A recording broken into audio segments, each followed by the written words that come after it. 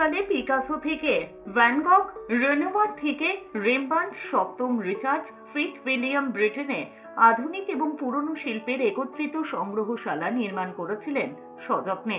Cambridge শহরের ট্রাম্পিংটন স্ট্রিটের পাশেই অবস্থিত ফিট উইলিয়াম মিউজিয়াম। সবুজ গালিচায় বিছানো প্রান্তরের শেষে মিউজিয়ামের মার্বেলের কারুকলা বলে দেয় কত শতাব্দীর শিল্পকলা বন্দী রয়েছে এই ফটকের অন্দরে।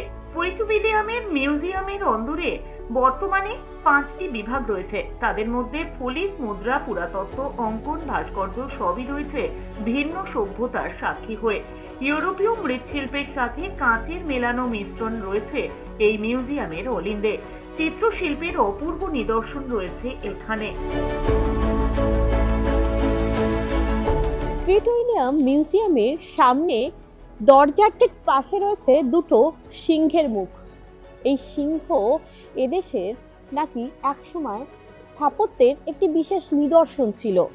ইউরোপীয় সভ্যতার এটির সাথে আমাদের এশিয়ার সভ্যতারও অনেক মিল পাওয়া যায়।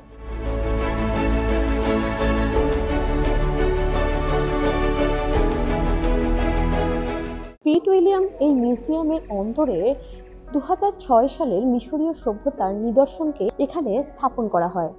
2006 সালের আগে থেকেও শুধুমাত্র মিশরীয় সভ্যতা না, এশিয়ার সভ্যতারও নিদর্শন রয়েছে এই মিউজিয়ামের অলিন্দে। প্রতিটা কোনায় কোনায় রয়েছে স্থাপত্য এবং ভাস্কর্যের এক অপরূপ নিদর্শন।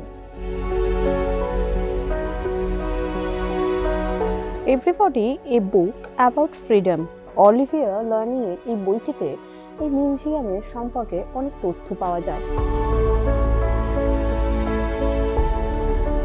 মিউজিয়ামের অন্দরে শুধুমাত্র চিত্রশিল্পেরই যে নিদর্শন রয়েছে তা না, এর অন্দরে মৃৎশিল্পেরও অদ্ভুত সব বিভিন্ন নিদর্শনের এখানে চিহ্ন রয়েছে।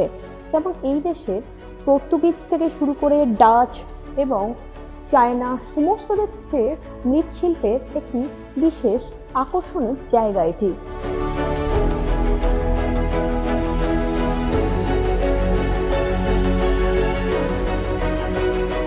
এই মিউজিয়ামের আর্ট গ্যালারি শুধু না, এখানকার ফলিত বিজ্ঞান, এখানকার চিত্রকলা, মৃৎশিল্প বিভিন্ন বিভাগ রয়েছে।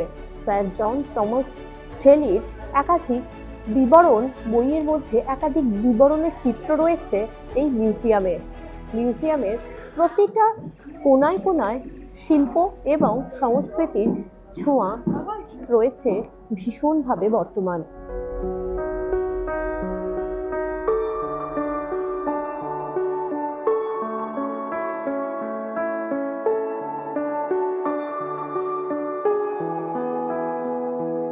ইউকে থেকে সুমনা আলোকের রিপোর্ট, এস নিউজ।